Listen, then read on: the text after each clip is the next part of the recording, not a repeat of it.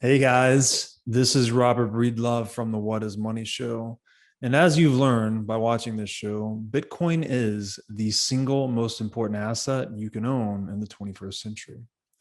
And one of the most important companies in Bitcoin today is NYDIG. NYDIG's mission is to facilitate financial security for all. They accomplish this by bringing a high level of professionalization and sophistication to the Bitcoin marketplace. As a true game changer in the industry, NYDIG is safely unlocking the power of Bitcoin for forward-thinking individuals and institutions alike. By using NYDIG, you will gain access to an end-to-end institutional-grade platform, providing Bitcoin OTC transactions, Bitcoin collateralized borrowing, secure custody, asset management, derivatives, financing, market research, and more. And all of these services meet the highest regulatory, governance, and audit standards. Led by Robbie Gutman, Yin Zhao, and Ross Stevens, NYDIG has absolutely exploded onto the Bitcoin scene recently and is leading the way for ongoing institutional adoption in this nascent asset class. So please be sure to check out NYDIG as a single source for all your Bitcoin needs. Jeff Booth, welcome back to the What is Money Show. Thanks, Robert. Good to be here. Glad to have you back.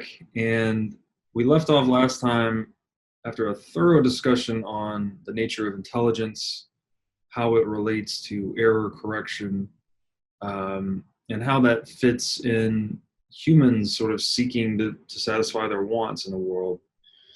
And I thought, part of the point you made there is that there's also this layer, which you actually broadened my worldview on this, is that there's this layer of error correction on the wants themselves, that people actually error correct on what they're shooting for over time. And now I think in this section, we're going to go into, there's a chapter in your book called Us versus Them. And it goes into a bit of what we're actually aiming at. So people tend to want to take action. I think you've distilled it down to in pursuit of love or belongingness. And we all want to be loved, and we all want to try and fit into a group somehow, try to contribute to a group, I guess you might say. So, to that end, it's all about, life is all about investing in relationships. This is both personal and professional. And, as I think Naval said, that human beings are the networked species. Like we are, that's what makes us different than everything, is we create these networks, we modify the networks, we measure them in different ways. And so, yeah, I thought we could go into that a bit and maybe just talk about how this deep-seated need or want to have love and belongingness in life can actually lead us astray too, because we get this in-group, out-group thinking. Yeah. So yeah, maybe we could just jump into that. Yeah. So I've thought a lot about this, and so I tried to look at those meta level things, and we talked a bit about that if they're in everybody else, they're in me too, and how do I correct for those things, and how do I correct when you think about a lot of your decisions are in service of belonging. And you don't know that they're in service of belonging, but they're just naturally, and because we so want to belong. And it kind of, if you just stretched out that thinking, kind of love is at the end of that. Mm-hmm. So in service of belonging, we really want to belong. When we think about ourselves first, we have this picture constantly play. We can't stop thinking about ourselves. How do we fit in? How does my Twitter feed fit? And everything is connected to us at the center of everything else. And then we think about the people around us. And a lot of times the people around us is in service of us getting what we need. And so it creates this group dynamic. And when you want to belong to a group, it's easy to say, it's easy to fall into the trap of saying, I belong to that group just for no reason. It's just a great group and great people. But as you belong to a group, it's not about your group. It's about your group is somehow better than other groups. Mm-hmm. And take anything, take Bitcoin, for example. is a really good example of why we know more than everybody else.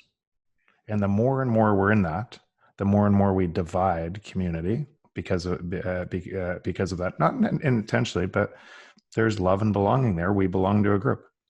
And then on top of that, there's a bunch of labels, right?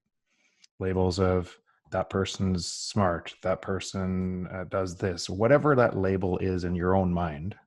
And we simplify these complex personality structures into that's all that person is, that narrow part. That's right. And we miss the huge picture. And I might totally disagree with you on a certain concept, Robert, and we might be in different groups. And in another one, I might totally agree with you.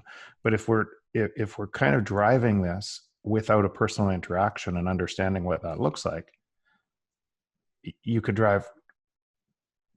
I could hate you at one moment Yeah. easily. And then on the other side, instead of, I disagree with him on this fundamental issue, but the whole Robert is totally different. Mm-hmm. And so this happens to me, this happens to you, this happens to all of it. Again, this is when I said in service of belonging and how powerful that is. I think it's one of those meta things that drives all of us into everything else and a whole bunch of the problems as well. So I'm not saying it's not good or bad, but we don't see how it shows up in our life. And we don't see the negative externalities of how it shows up in our life too. We get caught in that, and in getting caught in it, we miss a bigger picture. Yeah, I think we touched on this previously, where we are each of us, the sensorial center of our own universe, right? We're only seeing the world through our own senses. So we're each on an island in a way, right? We're all looking out on the world through our eyes, ears, touch, all our senses. And I think there's maybe a predisposition for people to mistake. There's actually another quote by Whitehead. He said, there's basically, I'll paraphrase, a tendency for man to mistake the limits of his own vision for the limits of reality. So again, back to humility being necessary to realize we can't see the whole picture, right? We have a certain set of skills, senses, blind spots, and we're going to see things and be strong in a certain way, but others will see things differently and be strong in other ways. So, and then the strengths and weaknesses themselves are context driven, right? You may be strong, one skill set you have maybe make you strong in one situation, but could be weak in another. If you're, I don't know, a real good example, if you're just naturally really confident, that's probably good in a lot of situations, but maybe in a certain situation where humility is more demanded, it might not be as good of a trait to have. Yeah, and that's, that's the thing about human beings. We're more than the sum of our parts. Again, that's what economics is, right? We're exploiting this efficiency of comparative advantage to increase productivity through social cooperation. But that can be a double-edged sword. If we follow, I guess, the wrong people, we can make bad decisions. And that's where, back to humility, the other thing we could say that maybe the Steve Jobs and Elon Musk, they don't all necessarily have humility in common, but and I heard this on a Tim Ferriss podcast where they polled thousands of CEOs, and it was actually humility was the number one quality common amongst all of them. The other thing was a really good eye for talent, which may be a version of humility, and where you're saying, I don't know this area, I'm going to find someone who does. So maybe it's not, I don't know, maybe it's just a flavor of humility, where it is at least admitting that I don't have all the answers in this particular domain, so I'm going to find someone who does. But some of those things, again, you drive the network effect, the right time, right luck, everything else. It's easy to scale talent against that, and you look a lot better. So if you read all of the research reports from 2001, I've put one of them in the book about Jeff Bezos. The same people, the same exact thing that made him so successful today are the things that people were saying that there's no way he's essentially a magical rabbit from the hat.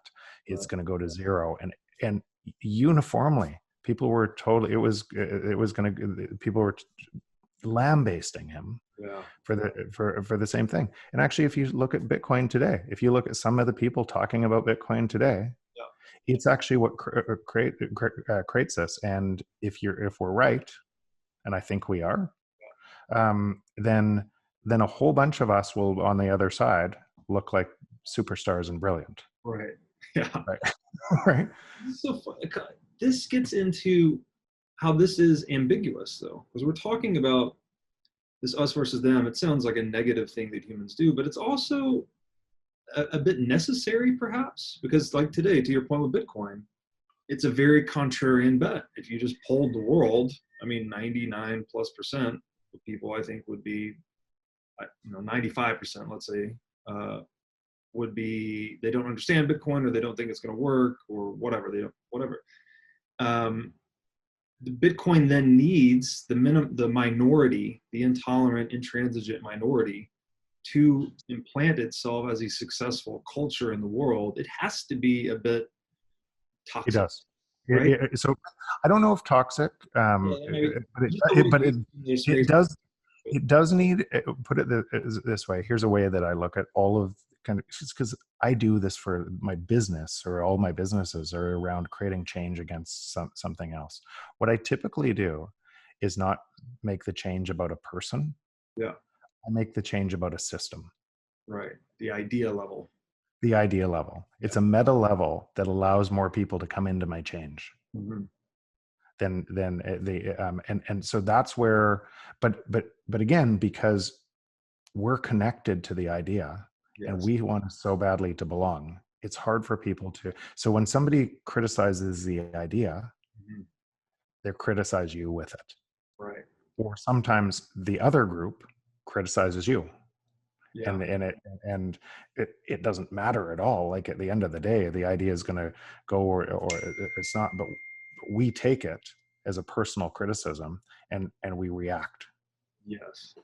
And this is where you and I see eye to eye very strongly, because I try and depersonalize my own viewpoints. One of my favorite quotes, I've probably said it already, but the human nature is like water. It takes the shape of its container. So I actually think that our personalities and behaviors, patterns of action, are an emergent property of the incentives we face, essentially. So to try and label someone, right, they are a socialist, they are a capitalist, they are liberal, conservative, you are actually completely discounting the sovereignty and complexity of that person and putting them into one bucket. You're assigning that whole human to one idea, when in fact it's the other way around. That human is assigned to thousands, millions of ideas. And every one of those ideas in our own mind is important and has a different group that would, if you looked at my friend group and how wide that is, and deep, like super deep personal connections, I would do anything they would do anything for me. It would not look like you would think. Maybe you would, because you know me now. But it would not look like most people would think my friend group would look. Yeah. It is so diverse. Yeah. It is so,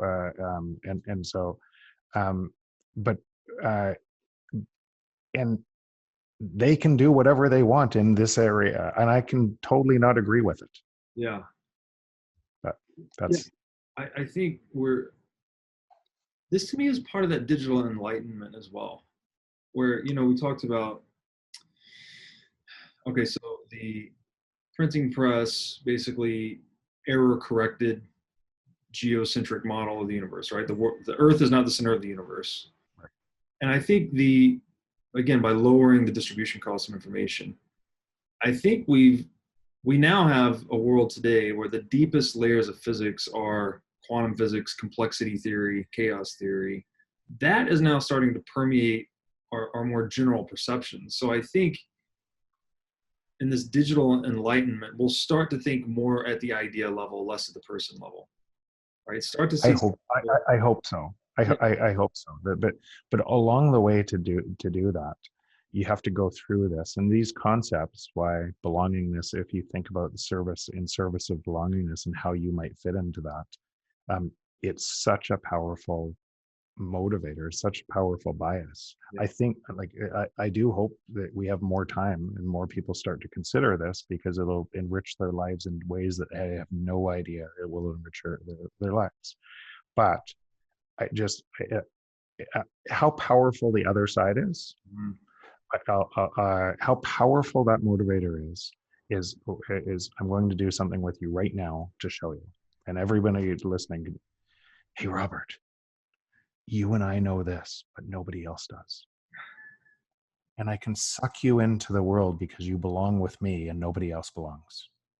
Right. And it's actually almost more powerful. We have to do everything to fight that, because it's a short-term power. It's actually how people gain power. Most of that power is short-term because they make somebody else look bad to gain power. But it's like a drug for us. We can't help but listen and clean, because now we can be part of the group. Right. Interesting.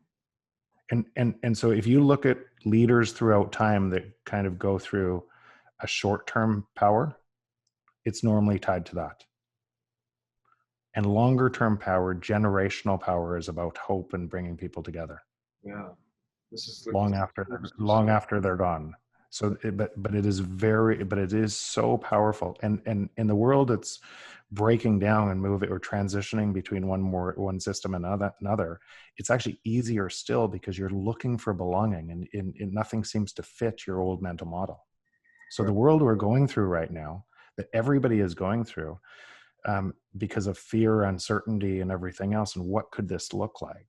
It's actually more apt to do this. Mm-hmm. Yeah. And that's why the open source network devours the world, right? Because the closed source network, it depends on the divisiveness to draw people in, but it's also exclusionary all the time. So not everyone can fit into this mold. And then as the group changes, reality changes, the more inclusive network would outcompete the exclusive network, I guess. But the ego is drawn to this exclusivity. Right. We want to be part of this in-group. We want to be part of this group. And just think about something you do that you're proud of, or your bio, or anything else. It's like screaming, I matter because of X. Right. Which creates a label that everybody else can say, this is okay. This person matters in my group. It is, in fact, a lot of times it's exclusionary in very nature. Mm-hmm, mm-hmm.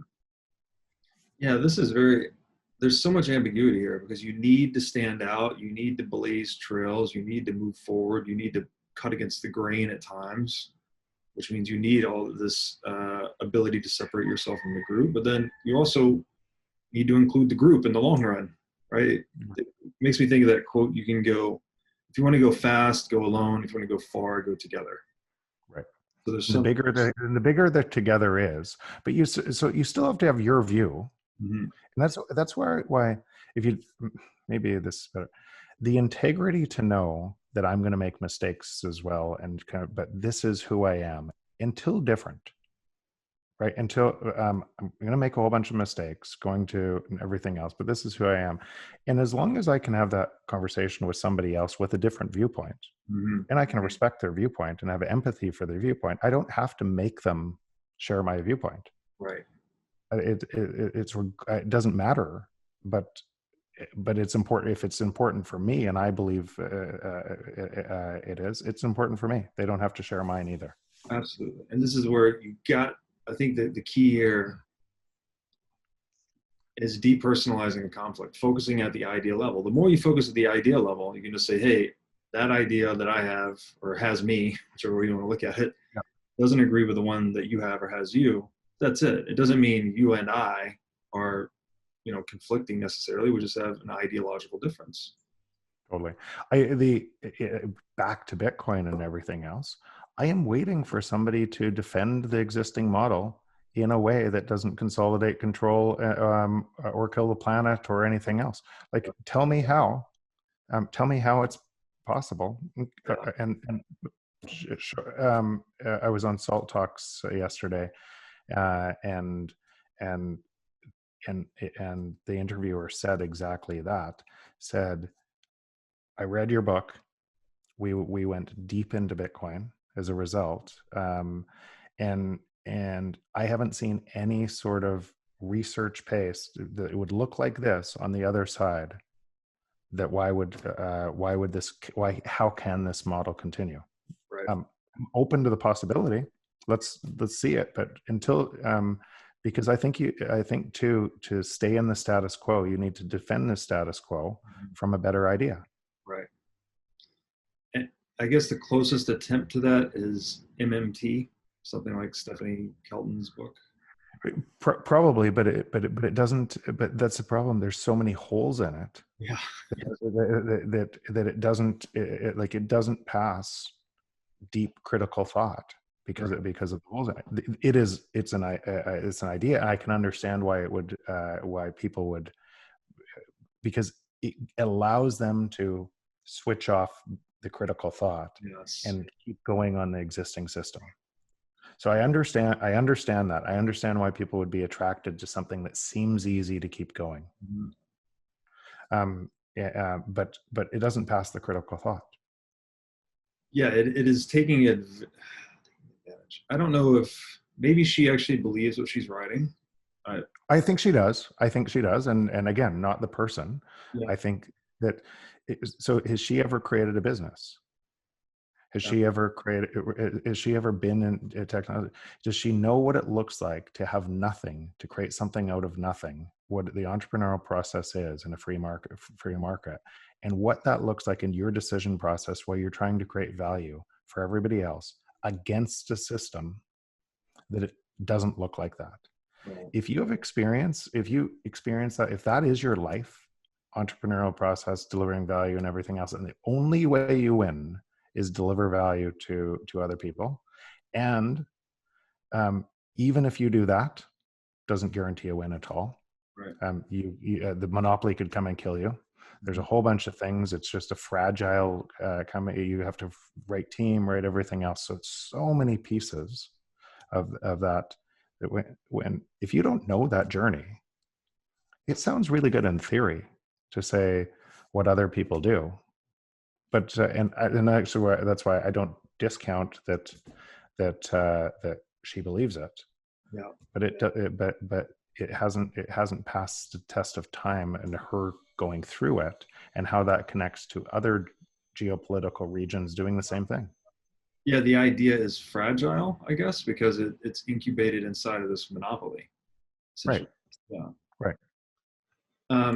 So I thought this was. So we're there's this tendency, I guess, to defer to experts or perceived experts because it's basically a cognitive device for decomplexifying the world, making us more efficient, right? That's why we all have, well, not we all, many people have financial advisors today. It's a complicated space. We don't know how to deal with it, so we have someone manage our wealth. We go to a doctor, we see a dentist, like we need specialists.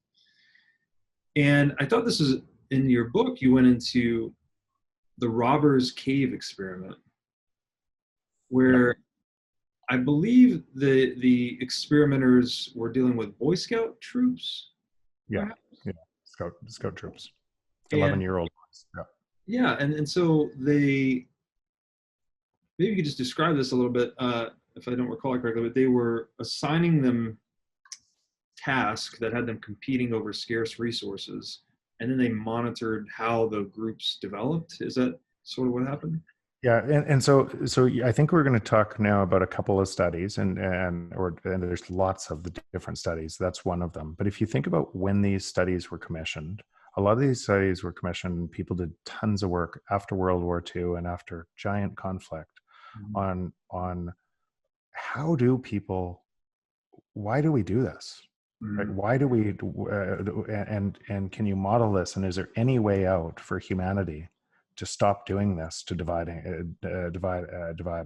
So one of those studies that I pointed to is Robbers Cave example, and in that example, you divided the scenario goes, you put in they went to camp, you divided them into groups, and you had them compete for scarce resources, and then you engaged in sense, is each group thinks they're better than the other, and the ones that are winning are celebrating at the loss, and now you introduce conflict, and you introduce more and more conflict, and to the point where well-intentioned boys before they experiment turn into swinging socks with rocks in them to hurt other kids. Right.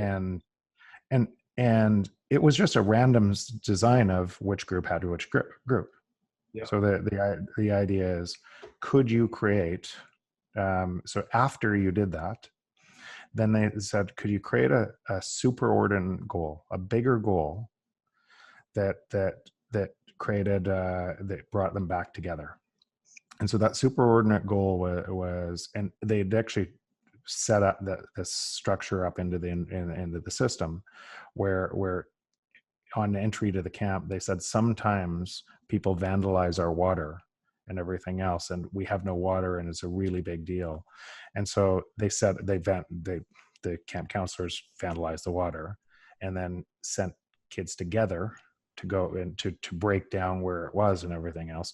And as you had a bigger goal than the small goal trying to those scarce resources, the groups came back together and worked together, and everything changed. And it's an interesting story about kind of dynamics and how we can come together on a bigger goal. In fact, take that. What do you think war is to another country? It's a bigger goal. Yeah. Right. It's a we matter more than that other country. Those are the bad guys. That's what ends up happening, and we're so biased to our group matters more, right, that it's easy for us to all come together to create control to be able to do that. That's what happens. Yeah. So it's almost the competition over scarce resources more or less nationalized these groups, right? They started out friendly. Yep. Competition heated up amongst resources. They became very antagonistic towards one another to the point of violence, it sounds like. But once you introduced a higher aim, right, all of a sudden they had to channel that antagonism towards something else, so that reunified them. Yeah. Yeah. This reminds me, and I wrote a little bit about this in one of my pieces, but the American pragmatist William James, he talked about the benefits of war, actually. He said he thought that the horrors of war would never go away because war was the most disciplinary and unifying force in humanity, and that until mankind discovered a moral equivalent to war, whatever that was, something, a higher aim, right, to unify us against, that we would always have warfare. And I wonder, clearly I'm very biased towards Bitcoin, but I've come to see Bitcoin as possibly that, right? We have this other battle we can fight at the ideological space. It's like the system has been rigged against everyone. That is the game, because people are chasing scarce resources today, money, or wealth, or to be, and it's harder and harder for a lot of people to chase those scarce resources because they're running away from them.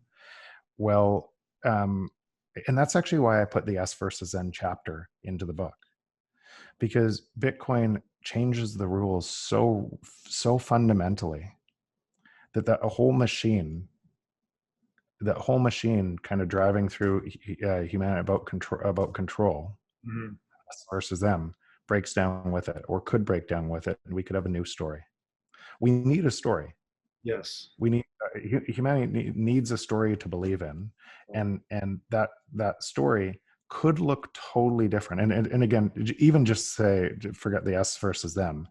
Think about what ends up happening when somebody upsets your status quo. Like the status quo is the natural, and somebody upsets that idea or something. A car honks and you're startled. And until your brain can calm down, your cortisol levels go up. Is that car going to hit me and everything else? Until your brain can calm down, you can't get back into your stasis. Mm-hmm. But now your entire everything that you're in today and all of the things you believe is breaking down. And well, there's nothing to go to and understand. You understand kind of, and a lot of the, I would say, top people in Bitcoin, or at least the people that I follow and care about a bunch in Bitcoin, are talking about the path.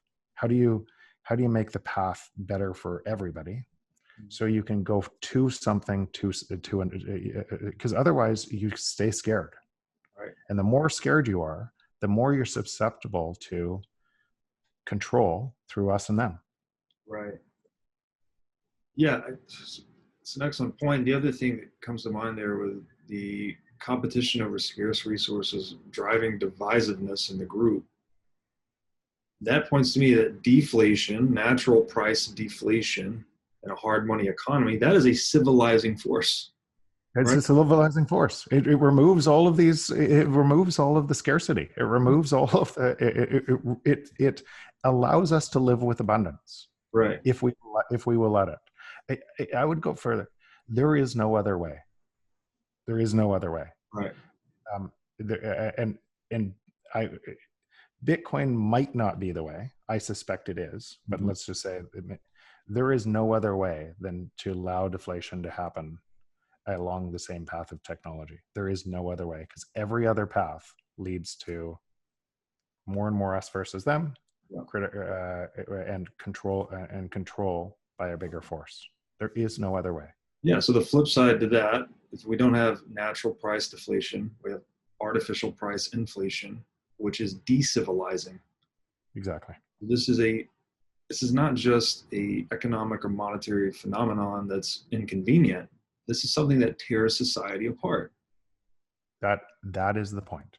The point is, people are talking about they're in a different realm, and because they're scared of Bitcoin, they think they don't understand how the rules change with Bitcoin to stop this. Mm-hmm. They think about what the it uses energy, or it does this. It's the best energy use you could ever use, because it solves all the other problems.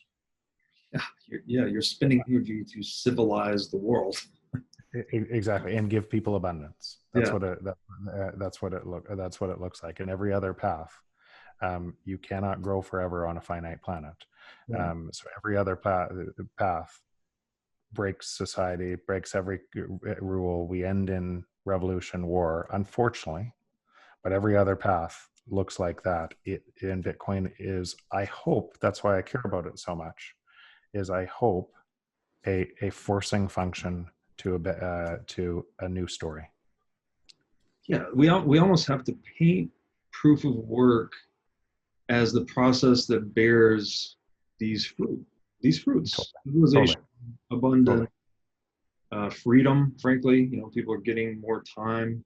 The ability to preserve wealth over time gives you more time, so you're getting more freedom. And proof of work is the process that bears those fruits of labor, I guess we would say. And that, to the point there is, like, the more we can help people come to that knowledge, to see the truth of what it is versus a waste of energy, right? So, there's a battle here, right, between the propaganda of Bitcoin just waste energy and the truth of it's energy spent and allocated according to a free market process that creates all of these civilizational benefits.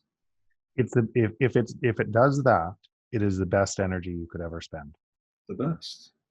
Because it solves all of the other waste, and it forces abundance to humanity. It's a new story. It's that big. That's actually why the real story behind Bitcoin is the real story. It is that big a deal. Right. And it sounds like a religion, but it only sounds like a religion because actually, after you've gone down the rabbit hole and understand what the benefits to people, not just yourself, but everybody else as a result of this, it's hard to go back and I'll critically look at any other way to do that. but I haven't seen one yet. And until then, I'm Bitcoin. Yeah, and so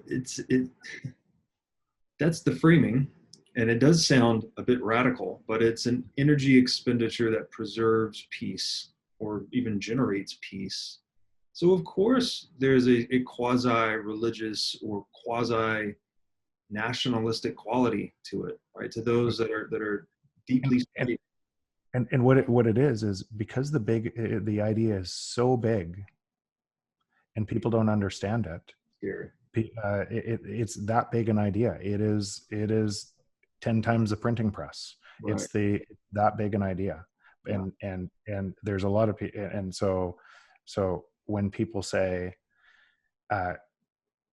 when people would say it's just a whole bunch of rich people trying to get rich and it's a pump and dump scheme. Well, that might be true for some people. I know for a fact it's not true for you. I know for a fact it's not true for me. No. And I know for a fact it's not true for a whole bunch of people. They care about a bigger idea.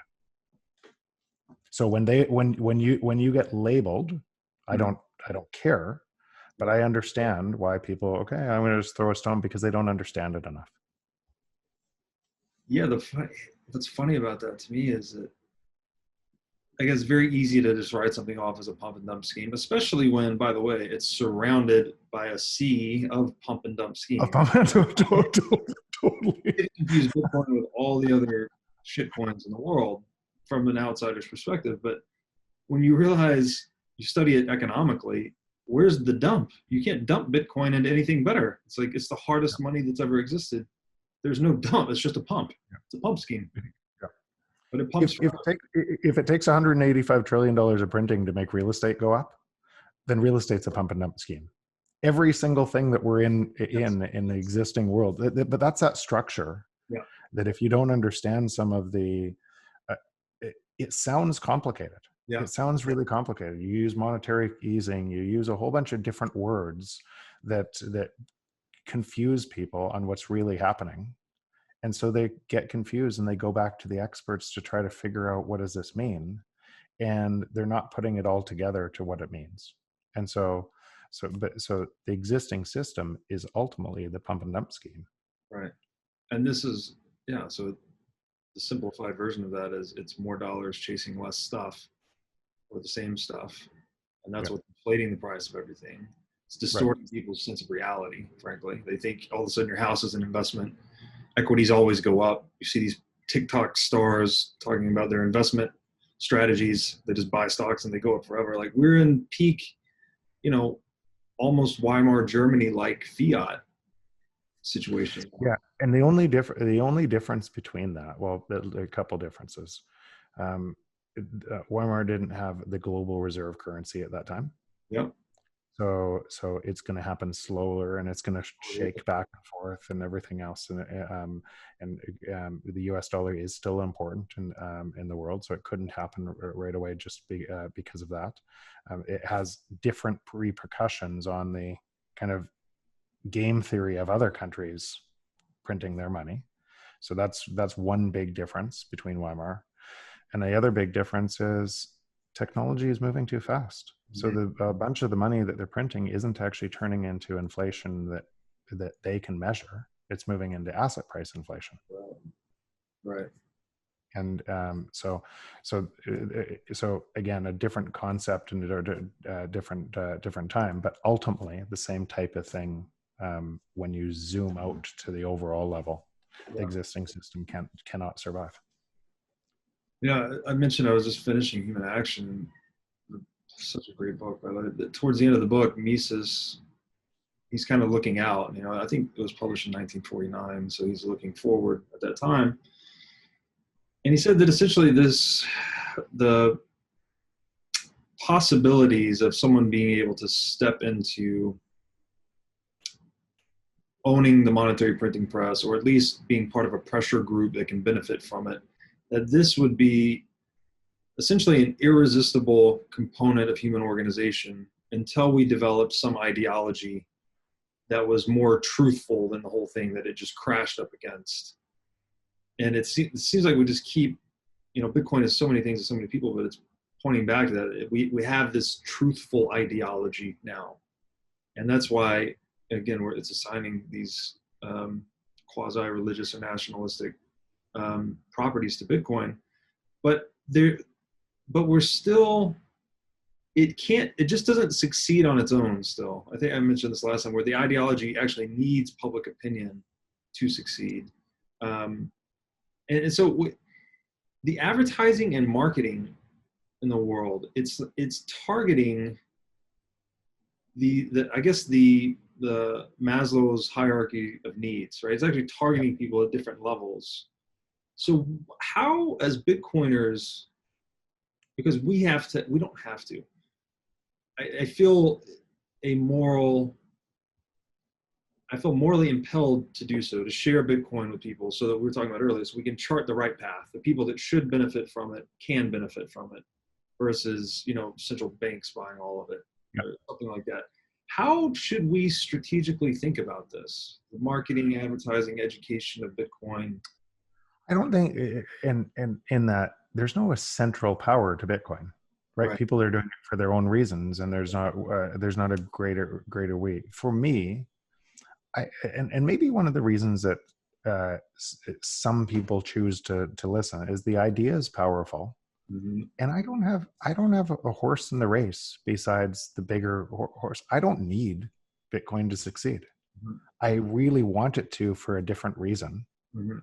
But it is not 100% of my wealth, mm-hmm. nor, like, in fact, the other system, I could just merrily go along and just do well and put my head in the sand. Yeah. And so my reason is a totally different reason. It's a reason for my kids and everything else. And I think that comes across. But it doesn't matter what my reason is. I'm just one voice.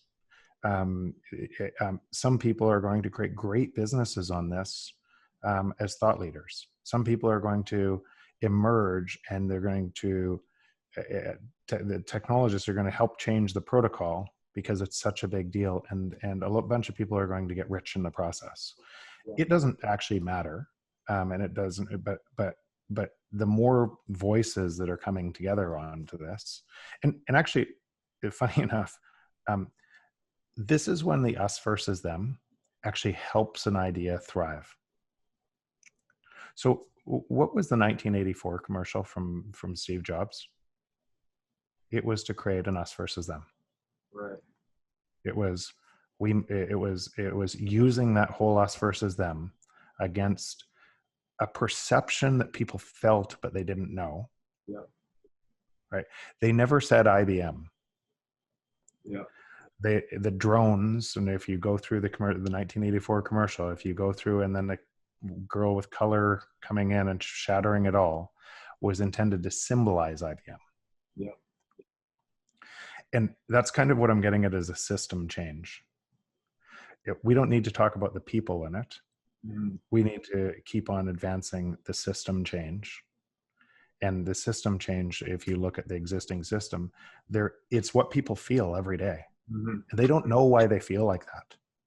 And as they start to feel like that, they start to be more curious about, okay, I want to explore this more and understand this more. And once they explore it more, and that group becomes bigger. And that's what's happening. And that's what the network effect is on Bitcoin. Right. Yeah, I agree with you there. It's, to see, I think it sort of succeeds regardless, as we've said multiple times, but to paint it properly, it seems to me the biggest resistance to it would be this environmental concern, which is difficult to explain simply, as we've touched on. But I think the best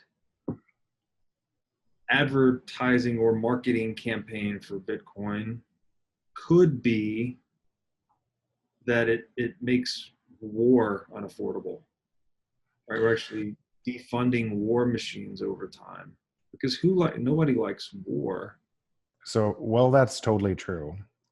It might be a bridge too far for people to care about or to think about. I think they care a lot about it, but they don't think it. Remember that pick process? Yes. Yeah. The positive, immediate, certain, and people are aligned, and they'll discount uncertain future consequences. Right. They will discount the future consequences. So the best ideas on this are to try to, and actually it's aligned with the protocol. It's actually why the wealth building and part of that, and the people that are getting in earlier making more of the wealth, it's aligned to human action. Mm-hmm. Because people are making their own best decision first, and then as they're learning more, they're putting their company money into it, they're learning more, and a lot of those people are the same people that elect leaders. Mm-hmm. And if those leaders don't change over time, then the leaders will change. So I think we do have to paint a picture that it's not just about wealth and everything else, and we need to do this, but we need to paint a picture that on the way there, it solves all of these other problems. You're right on the energy one, but again, have somebody defend how an inflationary monetary policy is congruent with anything climate. Right. Yeah, it can't be done.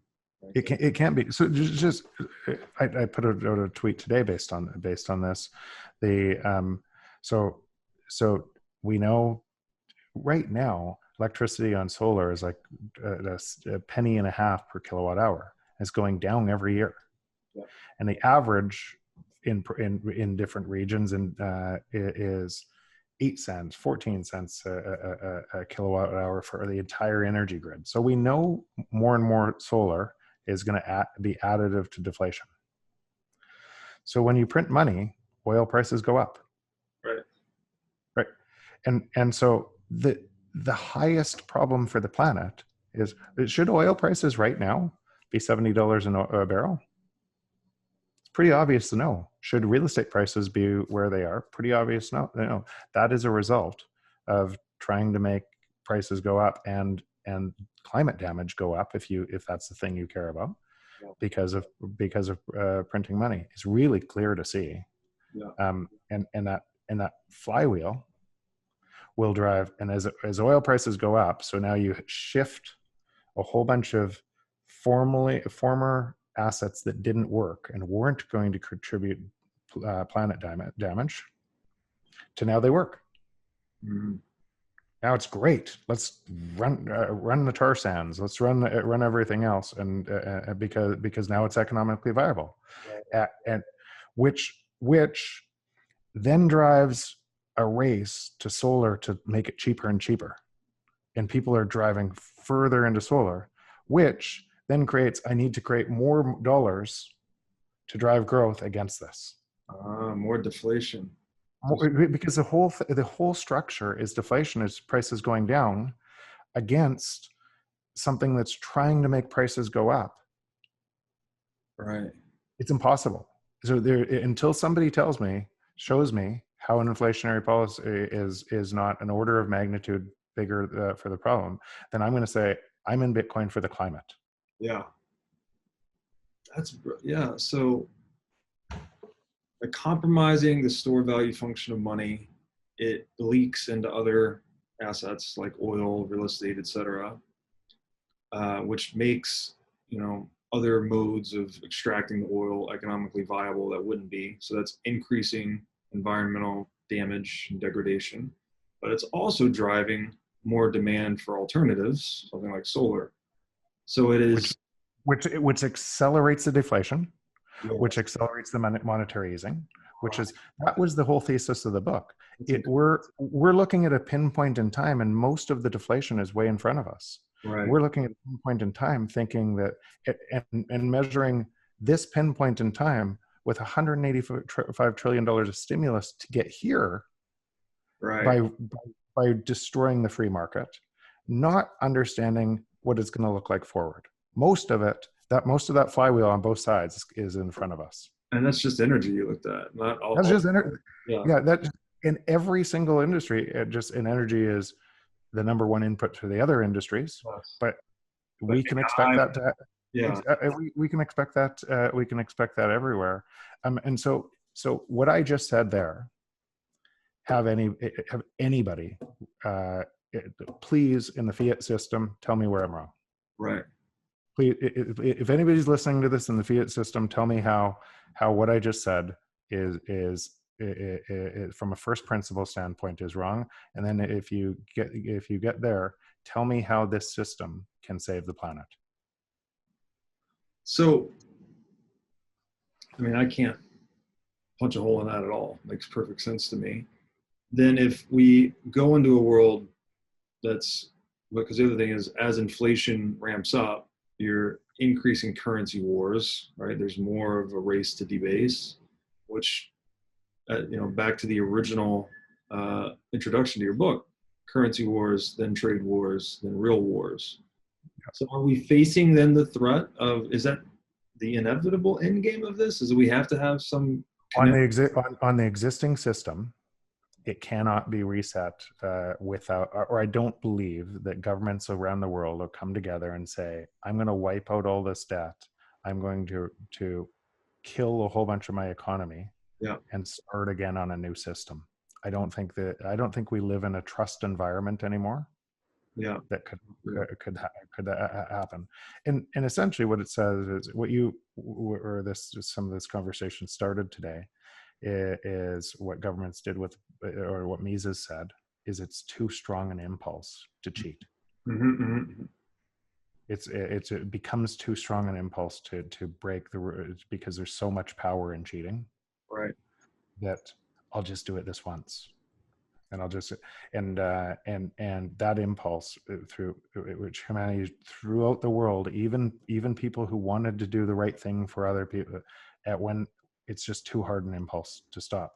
And what changes is Bitcoin changes that impulse. It removes that ability for us to do that from our own hands. That's a great point too. So every time someone cheats, right, we could say inflation is cheating, basically. Well, let's say going off gold reserve is cheating. Yeah. Going and taking a military complex around making sure that you go to the next thing around oil is cheating. So you have an advantage. And what is cheating? So now I have an advantage in trade, and I have an advantage in energy prices and everything else. And now oil can't provide that advantage anymore because solar is cheaper. Yeah. And I'd like to see a government try to capture the advantage in sunlight. Right. It's impossible. Yeah. We're going. So now you need a new currency but the key part is to allow this deflation, is to remove human action. Right. It's got to be beyond the reach of human. It's got to be beyond the reach of human action, because there's such an incentive for human action to cheat. And every time someone cheats, we're increasing the incentives for others to cheat. Right, because people now taking a monopoly profit effectively. Other people see the profit, they want the same thing, they want to cheat. And the people being harmed in that situation are taking an economic loss while someone takes a monopoly profit. So they're being pushed to cheat. That's why it's like an infectious situation. And the irony of the people most hurt by that is very few of them know they're hurt by it. Right. Because of the general narrative they live in. Yeah. And so this too, then, that is, inflation is magnifying perceived scarcity. Exactly. We're artificially increasing the price of oil, so it seems based on the price signal more scarce than it actually would be. Right. And so is housing, and so is food, and so are all of these things, and that is artificially driving into, that's why I wrote the us versus them chapter in the book. And some people, when they saw the tops of these waves, because you could only explore just in a book, you're trying to tie a huge thesis together and what it means, and so you can't take it down to this level. They couldn't see the connection between these, but it is the connection. Yeah. It's completely connected. Well, and then back to the Robbers Cave experiment. So we've artificially magnified perceived scarcity. So we're artificially magnifying conflict. Artificially magnifying conflict. And what do you think society is? What do you think society is going to do? My political party is way better, more important than your political party. what the heck are you, how dare you? And it just magnifies all over the place. Yes. Our US is better than China is better than US, all over the place. And then Because of artificially changing, exactly, because of we already have abundance. We with technology today and what's already available, most of the stuff falls so precipitously in price that it would not look like the same world we live in now. We're chasing scarcity through an inflationary monetary policies that is dividing society. wow. And that accelerates the likelihood and timing of warfare, right? Exactly. We're progressing through this currency war, trade war, real war progression.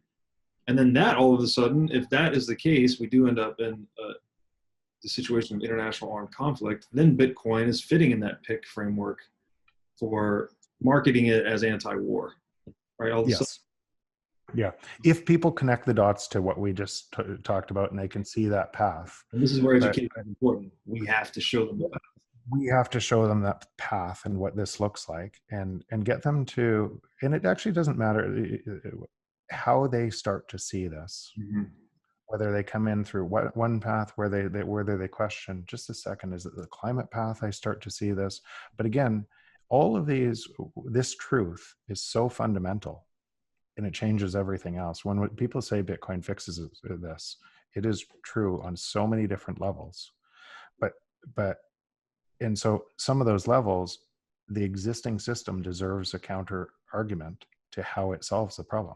Yeah. And if there's no solve, then Bitcoin's going to keep expanding.